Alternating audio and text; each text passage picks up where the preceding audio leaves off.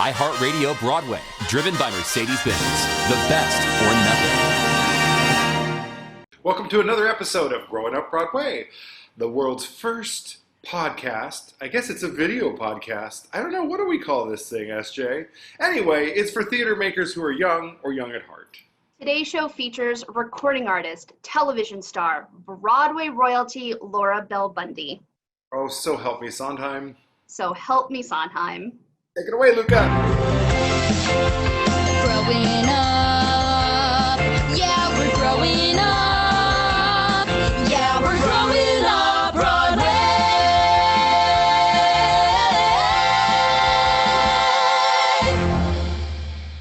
Welcome to Growing Up Broadway. I'm your co-host, Timothy Allen McDonald. I'm your other co-host, S.J. Arniger. So how was your weekend, SJ? It was good. I saw some friends for the first time this weekend. Got to go out to Westchester to celebrate my dad's birthday. So it was nice. I didn't have to spend all my time in my apartment. That is good, isn't it? Getting out. It was pretty nice. How was your weekend? It was sad. My father-in-law passed away due to complications from COVID. I'm so sorry. Oh, thanks. Mr. Jack Kennedy. It was his choice. He refused treatment. He was ready. And he was lucid when he made that decision. So I'm really proud of him. That can't be an easy thing to do. And the family has rallied together, and we're mourning him the best we can. One of the odd things about this, of the many odd things about this whole experience, is that we can't have a funeral. So what is closure? Right. So it feels very strange. On the one hand, you think, oh, he's gone. And then you think, is he gone? It's weird. It's weird. Well, I know we're all sending Stephen, your husband, some major love the past couple of days. And he's been getting it, and he's very thankful for that. So good. So I hear that there's a final JT Friday this Friday. There is, of the summer. It's not like our final forever. Right. Our break for the summer. And we have this really cool thing that we're doing. We put together a virtual concert with JTF teachers from literally all over the world. They are performing Children Will Listen. It's an arrangement done by Mr. Dan Mertzleft, which was approved by Mr. Sondheim. He said very kind things about it. And we start with Emma Bishop, who's one of our teachers and JTF leaders in New Zealand, singing by herself at dawn. And then we travel the path of the sun with different teachers. We go to Asia and then to Europe, and they add into the choir. We go to North America, finally get to the West Coast. And then we end with Matt Glickenstein on Molokai as the sun is setting. So it's a really beautiful piece. I can't watch it without crying every time. I'm so excited to watch on Friday. I've been hearing little snips, little sneak peeks every once in a while, but I'm really excited to watch on Friday. It's gonna be terrific. So tune in. That's 4 o'clock Eastern time, 1 o'clock Pacific time on our Facebook and YouTube channels. So excited. Yeah. So I hear that you may have a little fangirl moment during our interview today.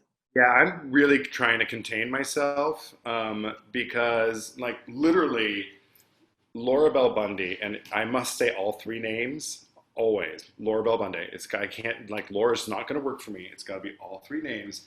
Since Ruthless, I was a huge fan of Ruthless, and then by the time I moved to New York, the big shows were Hairspray, and then Legally Blonde. So I feel like, I don't know, I'm super excited. Love her voice, love her energy, just absolutely obsessed. But I'm going to contain it. I'm going to be good, I promise. We will not have a situation like we did in a previous episode that may have resulted in a restraining order or not.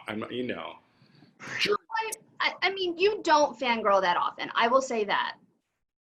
No, and it's weird. When it comes up, it's just I'm nervous inside. I'm dressed. I have my face. You did kind of snap it up today for Laura Bell Bundy. I did. It's an obsession. It's a good obsession. It's a positive thing. It's just a huge talent crush. Well, that being said, should we get to our guest? Absolutely. Well, wait, do you have something coming up this weekend? Oh, our Saturday matinee, due to popular demand and because it was the first one and no one really knew what the Saturday matinee was going to be, we are re-airing Jagged Little Pill, the Alanis Morissette musical, this Saturday at 2 p.m. on iHeartRadio, Broadway.com, and the iHeart app by searching Broadway. Um, but then we also are live streaming. I don't know if this is appropriate for Growing Up Broadway, but I'm going to mention it anyway. We are live streaming the Broadway Bears Zoom in live stream concert on Saturday night at 9:30 Eastern Standard Time. It's going to be on iHeartRadio, Broadway.com, and the BroadwayCares.org YouTube channel. For those that don't know what Broadway Bears is, I will just say go look at it online. It is, it's a fun show. It really is. It is a fun show, and it's great that all of those dancers really do get to show off their incredible bodies, that they work so hard on. So it is great. It's good to see. But it's risque, so we're pushing PG-13 quite a bit.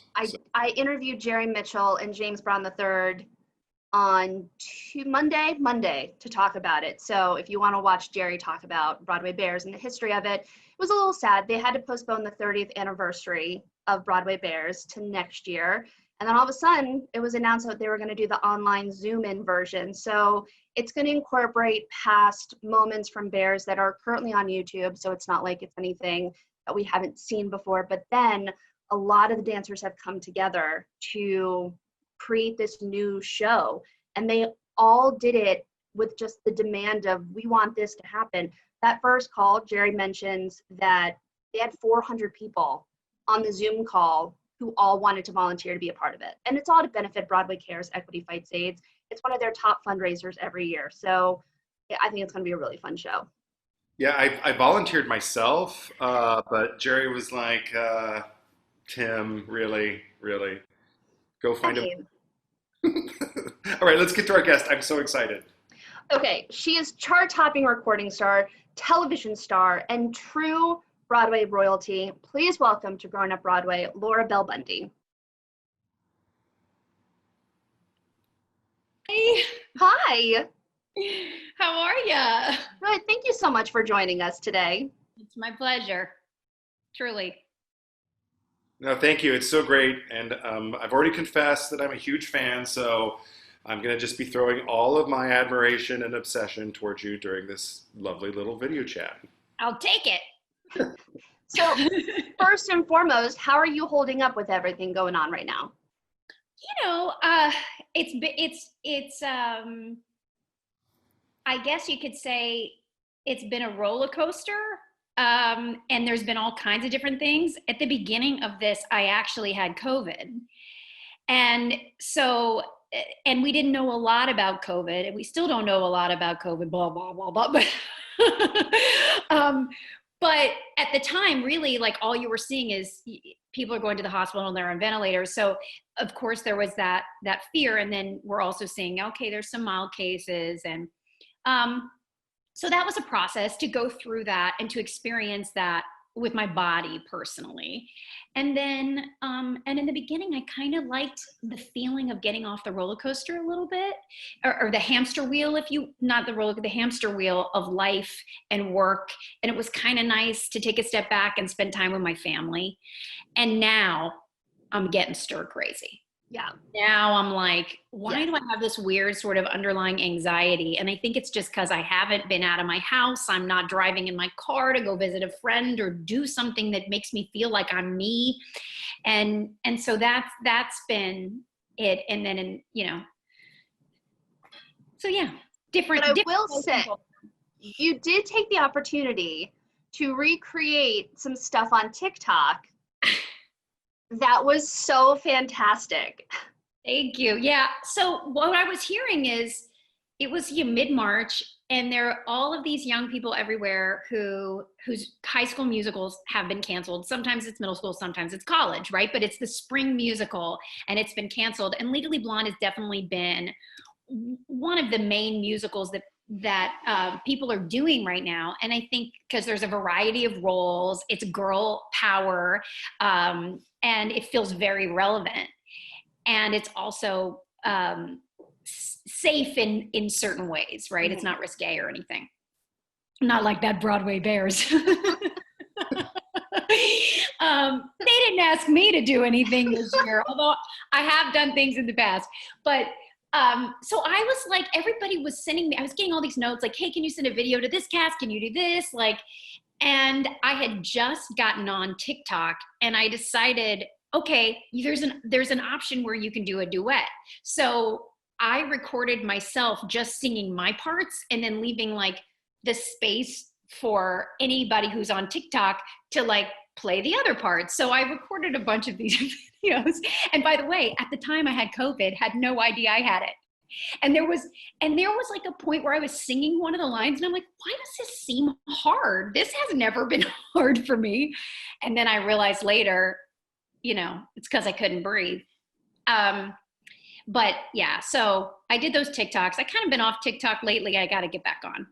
They were really, really fun. I will say that. We posted a couple on iHeartRadio Broadway's Instagram because they were a moment to just kind of take a breath and to enjoy just what musical theater is. Yeah, we have fun. The kids really need that, that losing their show, and not being able to perform it is really hard. It's hard on everybody, but imagine, you finally landed Elle Woods. I know. You're a senior or you're here you go, and then it's taken away.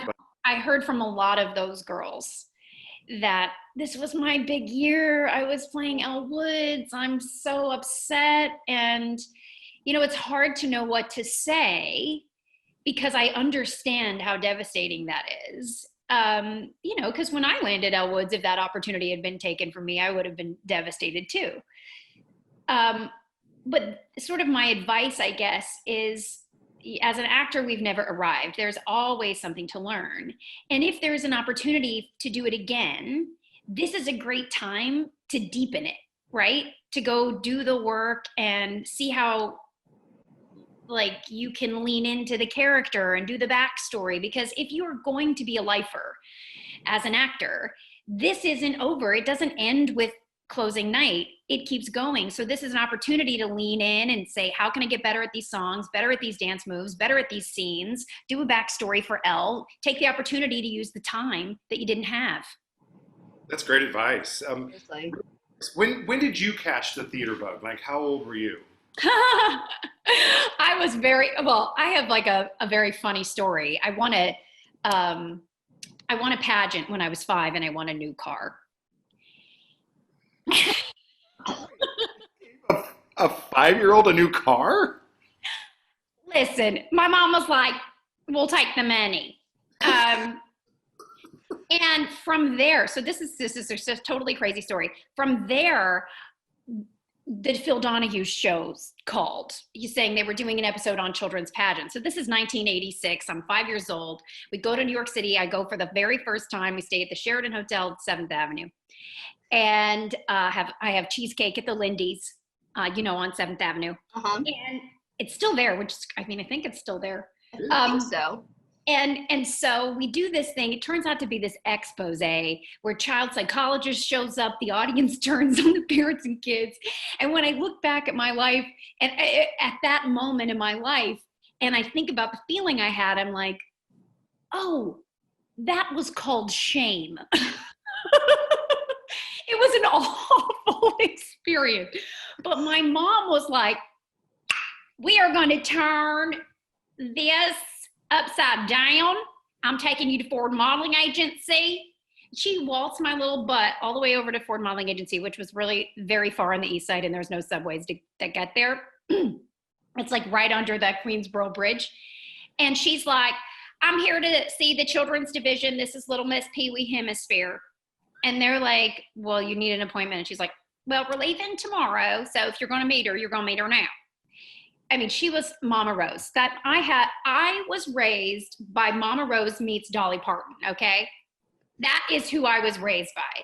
So when you ask me how I got the theater bug, I was already very precocious. So they ended up signing me to a 5-year contract. And I kind of looked a lot of the young people here won't know this reference, but you will. I looked like John Bonet, but I was like a gay man living inside of the body of John Bonet. And that night, my mom is like, oh my God, contract, calling the family. Like, well, Phil Donahue wasn't great, but she's got a contract for the next 5 years, so we're going to have to figure that out. And then that night she goes and waltzes up to the Palace Theater and is like, I need tickets. What's your tickets? We have 25 cents. Can you get us a seat? We had no money. And we got like the box seat nosebleed of Starlight Express. So that was my first musical when I was 5, and that was it.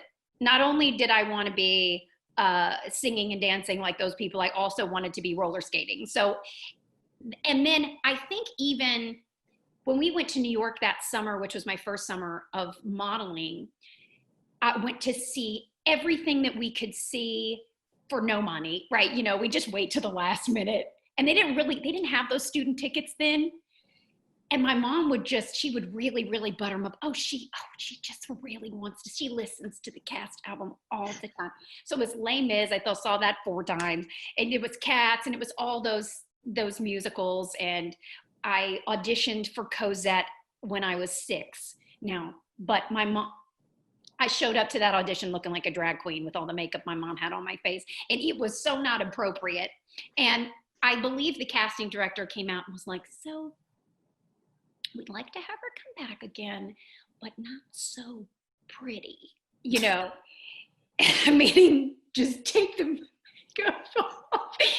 And that summer, I started studying with a gentleman named Gene McLaughlin because he had trained all of the Cosettes. And so, and of course, that was like my dream to be Cosette, and I never got cast as it. But I started working with Gene, and that was really the beginning of me becoming a real trained singer, was that I was working with Gene. And then my mom took me to Broadway Dance Center and like threw me in these basic classes. And I'd already been dancing as a kid in Kentucky, which is where I'm from. And then she would like corner whoever the teacher was and was like, I'd really like to get my daughter some privates.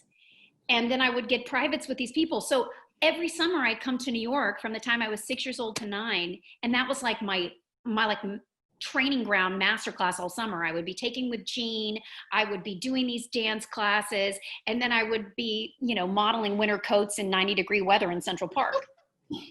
So was Cosette your first professional audition? Uh-huh. Wow. And then I think I got very close to Meet Me in St. Louis when they did that. Very close to that. I kept getting very close, like Will Rogers Follies. And the very first job I ever did, I was 9, and it was a Radio City Music Hall's Christmas Spectacular. I played the little girl that is Clara in the Nutcracker, and then all the other little roles for a little girl. And that was like, first of all, it only goes down from there. You go perform at Radio City Music Hall, and then everything is smaller after that, right? Everything is not as epic. And there was camels in the show, and sheep, and dogs, and little people. It was the best. So then you turn 10, and we have a photo of what you were doing when you were 10 off Broadway that Dan's going to put up on the screen here. Oh my So God. good. What a photo. Kids, do not do this at home, please. And this is where my obsession with your career begins, because, a kid who's, well, first of all, Ruthless is like, it's an obsession for me, that show. So fun, so weird. I know. The time period. I think I had the cassette, played it over and over. But tell us about that experience, about being in Ruthless. So, well, it's all connected. So this story about Radio City is really funny. So they wanted an 11-year-old girl for Radio City. And my mother is like, even though she's 9, she can do anything that an 11-year-old can do. And she had to convince, so at the time, there was this thing called freelancing, where you could freelance with an agent, and whoever called you first for the audition, is the one that got it. I don't think they do that anymore. But at the time, nobody was calling about this, and my mom knew it was happening. And so she was harassing every agent to get me. Finally, she gets this agency called Jan J, and they agreed to send me up. I'm sure they're nervous. But I go in, I get a call back, and this gentleman comes out at the callback saying, hey, we love her. We'd love to have her come back, but I'm also creating the show that's based on The Bad Seed, and I've been looking for a little girl that looks like her and acts like her. And can I get your phone number just in case this doesn't work out? So not only is all of my mom's instincts are confirmed, she's like, told you, everything, the monster got out of control. So I ended up getting the show, and then that gentleman was Marvin Laird, who was the composer of Ruthless, and I began working on what was called Seedy, which was based on The Bad Seed when I was 9.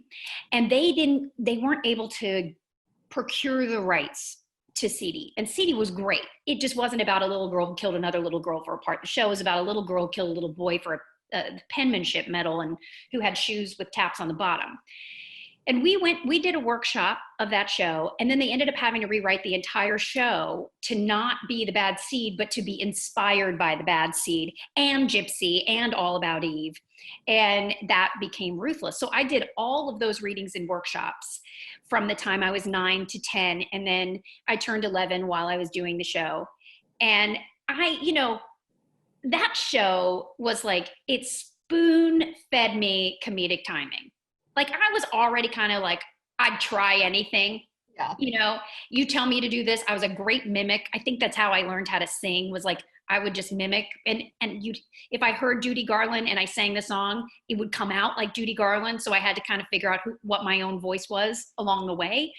But, if Joel Paley was like, do this, I did that, and I was just, you give me line readings all day long. So I was very malleable as a kid. And I don't know if I really understood completely what I was saying. I think I started to. I think I had fun. I think I had some innate sense of it because it did stay with me later in life. But then I go back and I went to see the show again when it had the revival, and I'm like, I said and did that.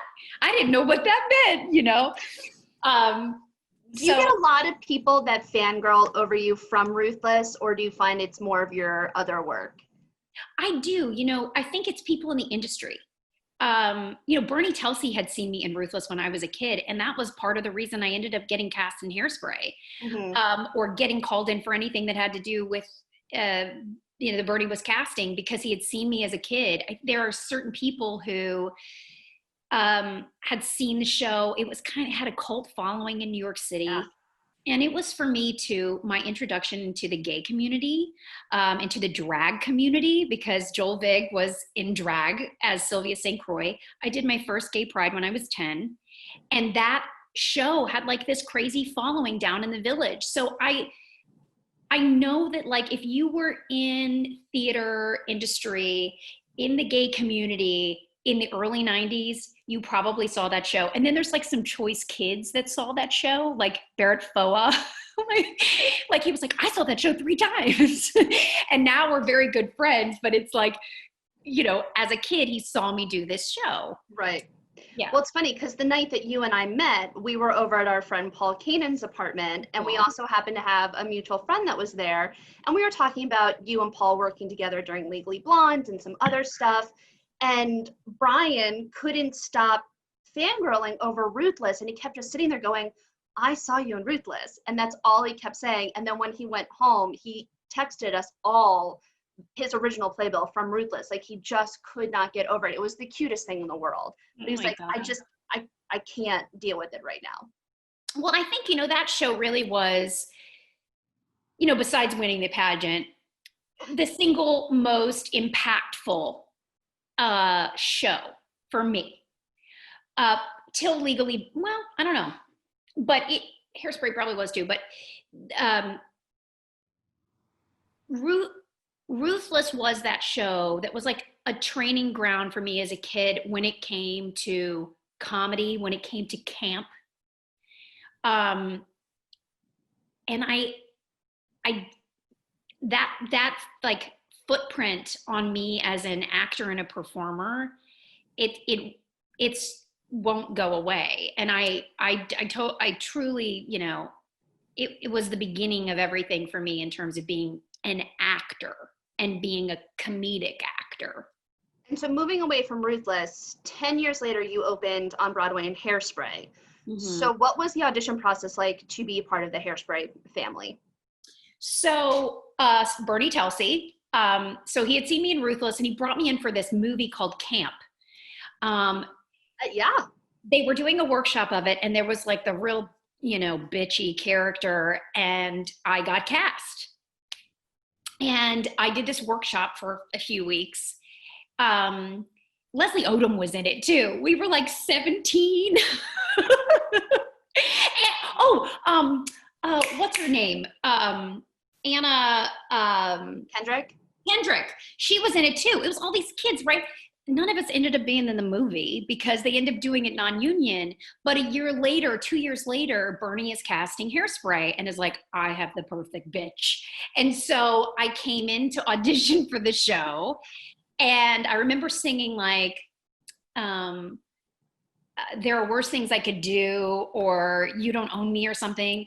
And the casting director, Leslie, was like, sing Hit Me With a Hot Note, because she knew I sang that song. So I sang that song, and then Rob Marshall was the director for that first reading of Hairspray, which was in May of 2000? Yeah, May of 2000. Right. Yeah. And I just turned 19. And so I did this workshop. We only had one act. It was in the second floor of that. I swear the building was falling down. It was on 2nd Avenue. There's just Indian restaurant smells wafting. And Harvey was there. Marissa was there. Dick Latessa, I think, was already a part of it. Linda Hart was a part of it. But we didn't have Carrie yet, and I don't think we had Corey.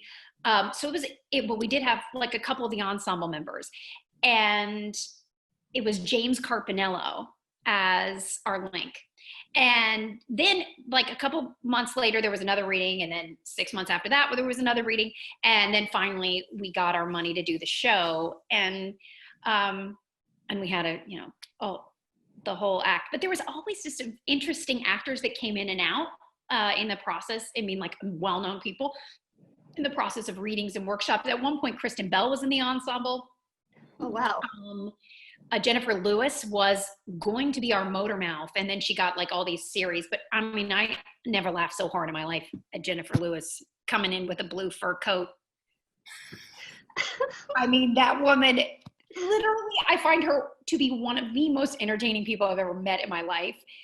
And then Mark and Scott in that third reading took us all. So we were performing at the 42nd Street. That the rehearsal center had just opened, the new 42nd Street Studios, and right below was BB King's, and James Brown was doing a concert, and Mark and Scott bought tickets for the entire cast to go see James Brown. I wasn't old enough to get in. They snuck me in. I wasn't 21 yet. And that's awesome. It was amazing. It was so fun. And that show was, it was technically my first Broadway show. And I knew at the time, I'm like, kind of like Radio City, I'm like, I'm not sure it's going to get much better than this, because this music is amazing. These people are amazing. I'm 21. Yay! Did you ever think, being a part of that show, that it would go on to be what it is today, such an international hit? Schools and colleges are continuously doing the show. Did you think right away that this was what it was going to be? I did. We all did. We knew. We just had a feeling. That's why I said we knew, even before the show opened, based on that music and the sentiment of the show and the cast members who loved one another. There was such a great vibe. We knew. We had a feeling. And then it was the hit. And by the way, Harvey Weinstein passed on investing in the show. Oh, Mm, thank God. Sorry now. I don't know. I've seen Harvey's Um, curtain. I've seen his house. Holy. what? I said I've seen Harvey's house. He's not hurting at all. Well, Well, he's hurting now, but Well, but anyway, but and not to be confused with Harvey Firestein, Firestein. not pass on the show. He like rewrote the show. But it was just, we knew we had this feeling then, and to this day, that cast is, I mean, we're really tight. We call ourselves the Hairspray family.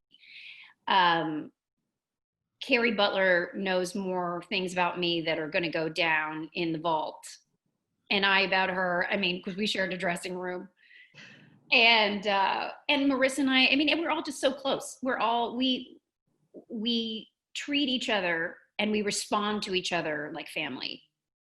Like, so we pick up the phone. you go from Hairspray, and then 5 years later, you are starring as Elle Woods in Legally Blonde. You were nominated for a Tony Award for your role. What was it like originating Elle Woods?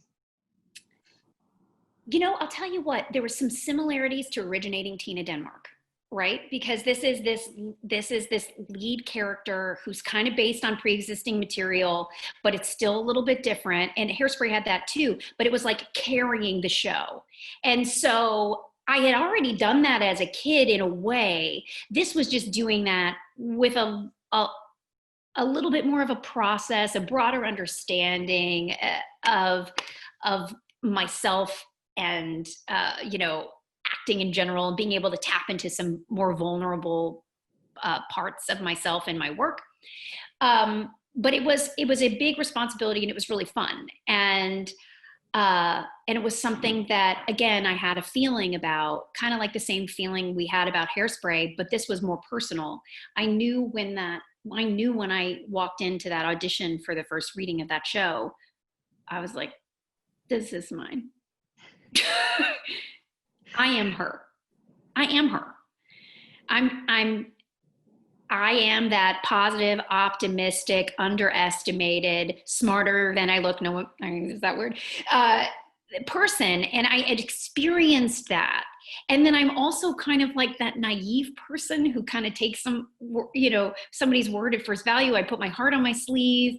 And so it wasn't a stretch for me to be her. And then I just committed further, like, who is this character and what are all of her characteristics? And she holds herself closer to the sky because optimistic, positive people do. And that's how I would hold myself. And then I put the cloak as her on every day, which was all pink. Wore all pink all day long, and walked through Times Square looking like Pepto-Bismol. And because I wanted to see what it feel like to get the looks, and then again, I just show up, and I was just committed to the work.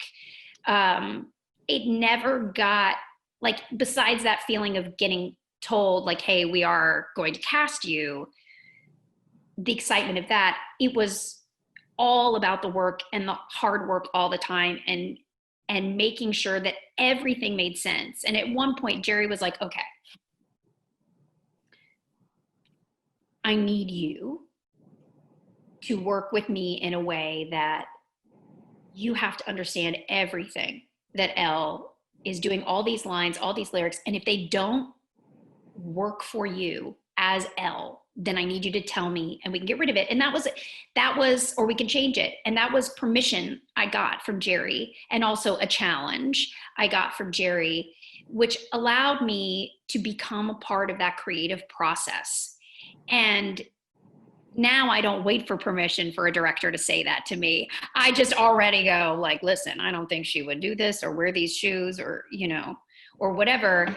And now I feel like I can do that. And I also witnessed Christian Borle doing that. I mean, he is the idea here, idea there, let's change this line to that, constantly at the creative team's table with ideas. And I saw that happen, and I was like, I can do that too. And then he and I really worked very hard together to build in where these two people become friends, where these two people fall in love, because it wasn't really there in the script at first. And so we had to really fight for that. And then fell in love in the process. So there you go.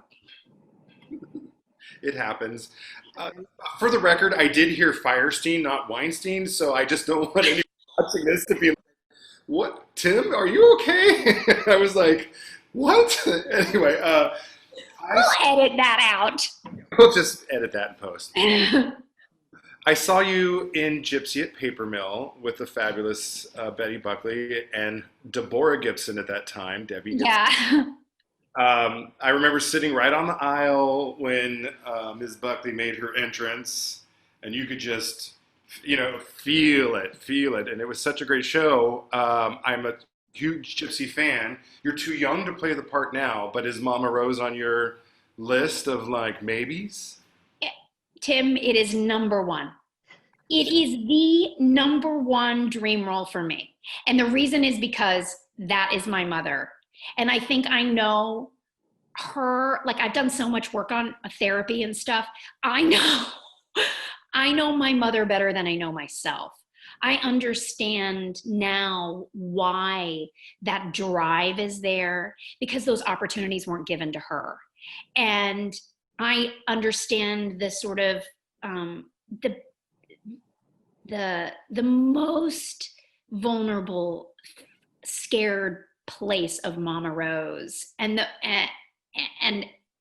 upward and I've even seen my mom, as I've moved on as an adult into my career, really wanting credit for what she did. And you see, that scene at the end where she can't let go and she's like, it's for me, and it's like, I did this for you. You don't thank me enough. I understand that so well. So I cannot wait that's the one good positive thing about aging for me, is that I'll finally be able to play that role. So sorry, I just stepped on you, Tim. What? I was just going to say, it's worth it. The aging will be worth it because you play the best role written, I think, for women in the canon. Yeah. And, Betty Buckley, let me say, Joe Mahota, who's now an agent, but he was my Tulsa, we would sit in the wings during Rose's turn and we would just watch her, and she would do something different every night. Like one night she took her pearls and there was like pearls everywhere, all over backstage, on stage, like in the little The tracks. Yeah, and the tracks, there's pearls. It was like a mess, but it was also the most exciting and a riveting moment. And she was like a mess. She was such a mess. There was nothing that I don't like watching a stage performer who's controlled in a role like that. There's certain characters that call for control. But if you're a Mama Rose and you're trying to control it, this is a woman that's out of control. And so she was just so inspired, so in the moment. And I really learned a lot from watching Betty. And,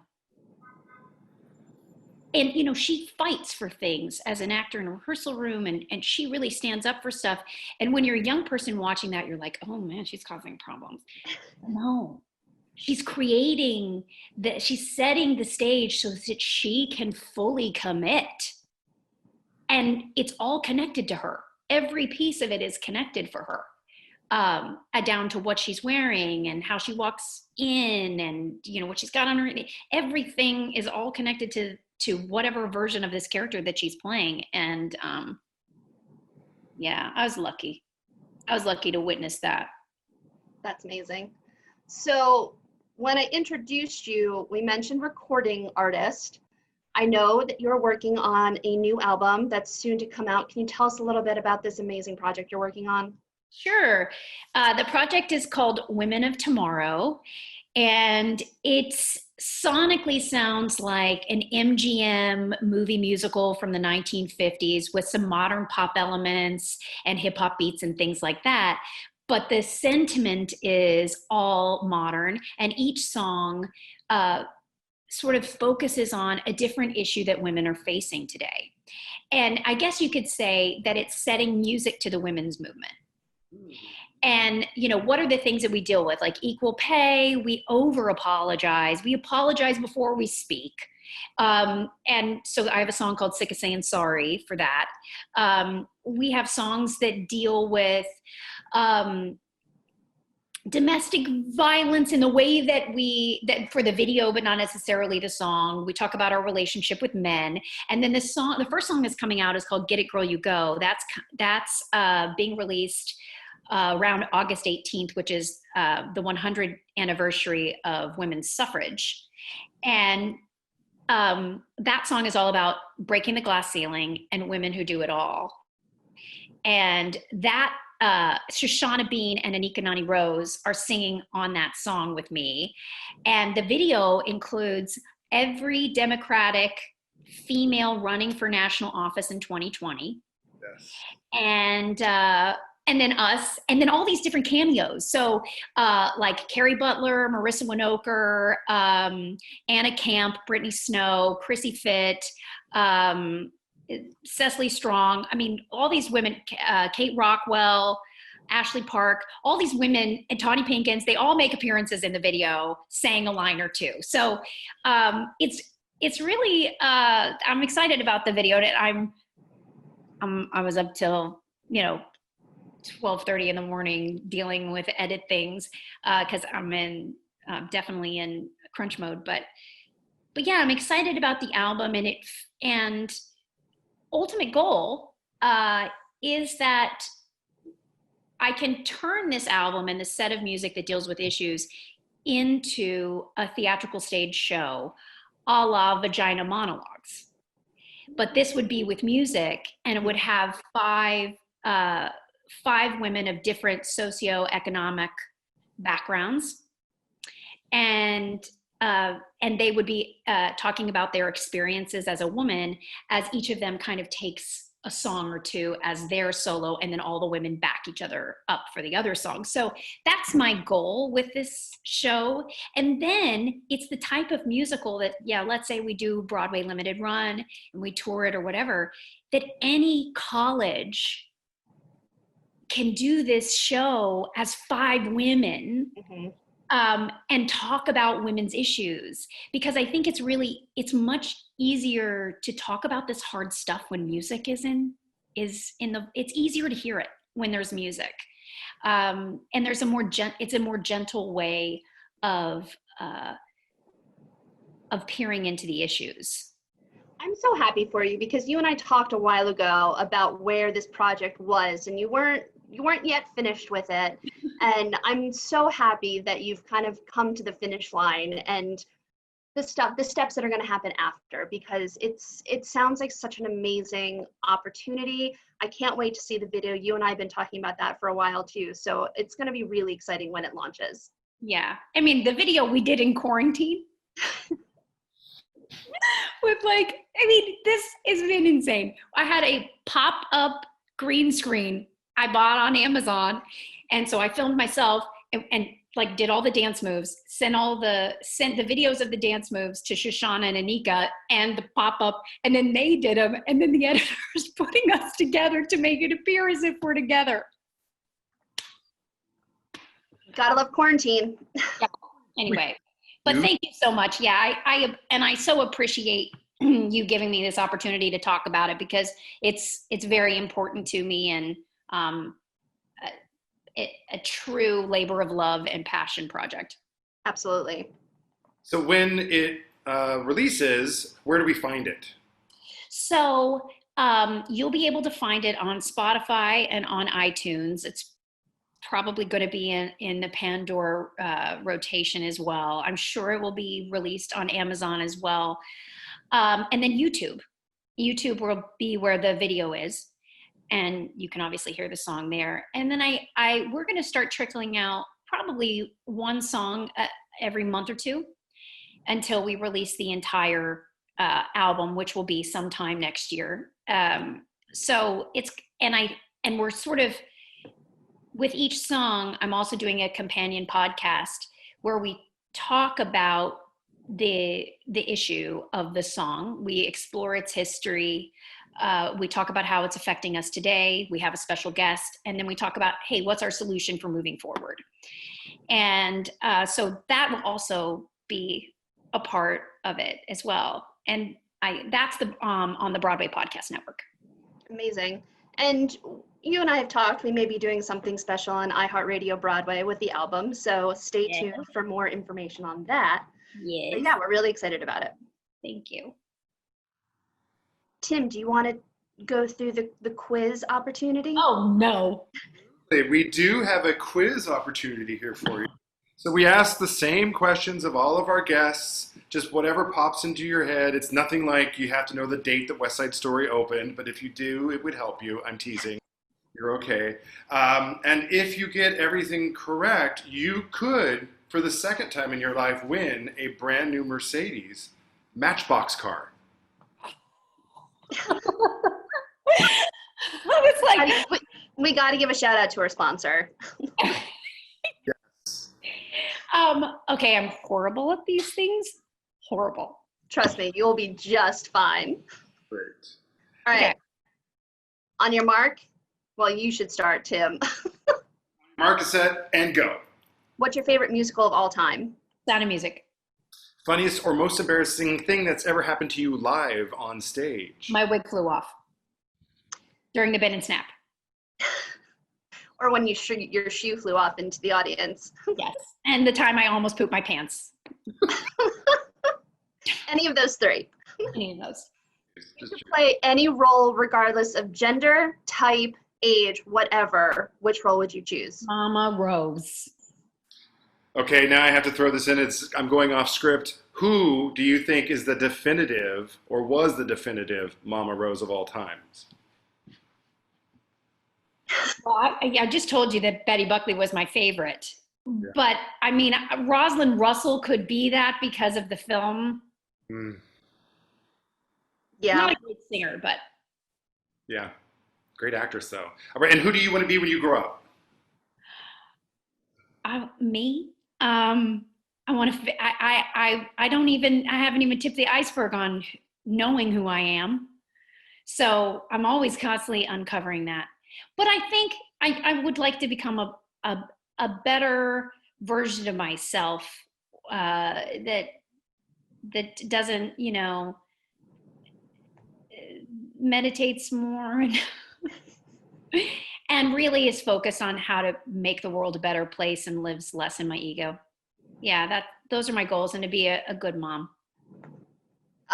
What musical best reflects your mood today? Oh, and I also want to become an acupuncturist, Chinese medicine doctor when I grow up. Okay. All of the things. What musical best reflects your mood today? Let me see. What mood am I in?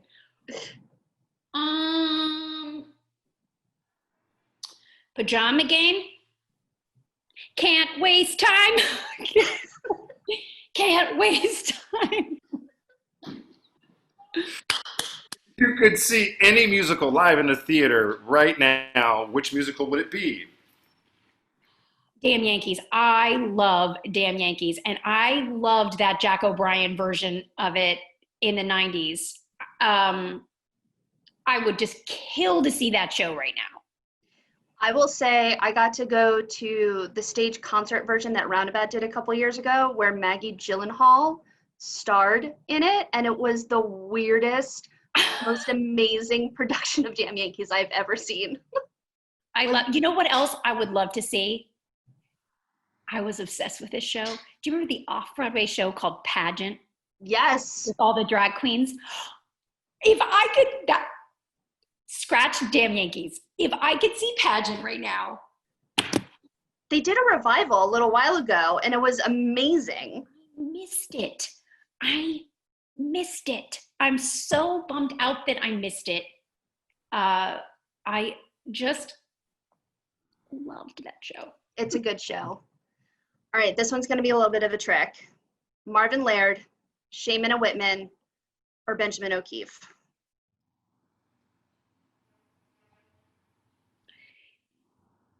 I'm gonna go with Shaman and Whitman. I respect. It's they're all amazing, right? And actually, they all have the ability to write a catchy tune. I really like a catch as a songwriter. I am drawn to the composers who draw catchy tunes, not the ones that meander all over the place and try to call that a melody. You know who I'm talking about? The shade. I want an earworm. Yeah. And so the thing with Mark and Scott is that they do that earworm, and they bring in the comedy and the clever lyric, and it's also emotional. And I just think Hairspray itself is possibly one of the most catchy and moving and funny scores. So, but I tell you that Larry and Nell, I mean, they're all great, but Nell Benjamin as a lyricist, untouched. Like you cannot beat that woman with clever lyric. I mean, boo, whoa. Yeah. That's a hard one, but I'm going with Shaman Whitman. Also, it's like film scores and all that stuff too. Well, congratulations. You did win an IOU for a Mercedes. SJ is manufacturing in her apartment in Queens right now as we speak. Hand painting them. I'll take the money. Great. Take the money. Laura, thank you so much for joining us today. I truly appreciate it. I know it's super early where you are right now. Tell our viewers one more time where they can catch Get It Girl You Go. They can catch Get It Girl You Go on YouTube at Laura Bell Bundy, my artist channel. And if you subscribe, you'll get sent all the videos of the album, and on Spotify or iTunes. But Spotify, if you join my page, they will send you all of the songs as they get released. Amazing. Thank you for joining us. We can't wait to hear it and to see the video. I am so excited to add to my obsession. Thank you. It was really fun. Thank you so much. Great. We'll talk soon. Okay, Bye. I mean, I feel like my whole mood has changed. Right? Yes, we need to manufacture Laura Bell Bundy like in a jar. It's like orange juice or something that just makes you feel positive and happy. And oh my gosh, her stories.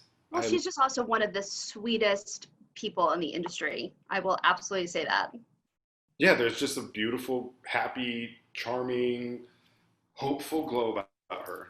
And I will say, total honesty, we were on the phone a while ago for like an hour just talking about the album and the different things that we could potentially do together. So I'm so excited that this album is coming out and people get to hear it and experience it. I can't wait for the video to come out. It's just awesome. Yeah, I'm excited.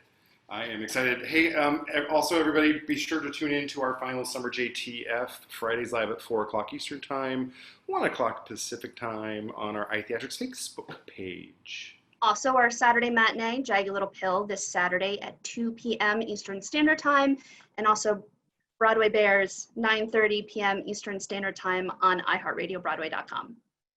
Oh, I'll be there.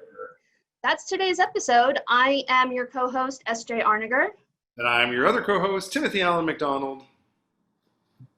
We'll see you next time.